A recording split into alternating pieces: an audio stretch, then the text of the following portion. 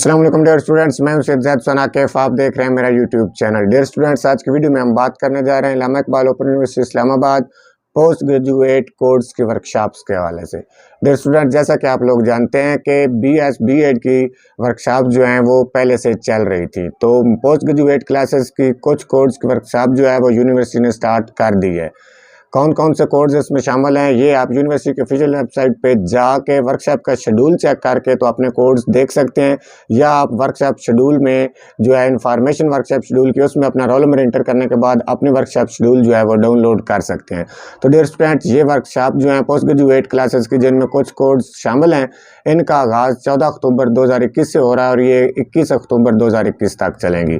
Post graduate के तलबा तलबात को चाहिए कि वो बर वक्त अपने LMS पे जाके अपनी वर्कशॉप जो इन्फॉर्मेशन है वो चेक कर लें ताकि उनकी कोई वर्कशॉप मिस ना हो जाए।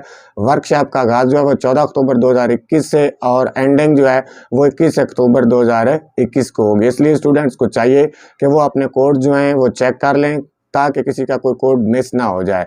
वर्कशॉप का आगाज़ 14 से 21 सितंबर तक होगा। तो डियर स्टूडेंट, उम्मीद करता हूँ कि आपको आज की वीडियो पसंद आई होगी।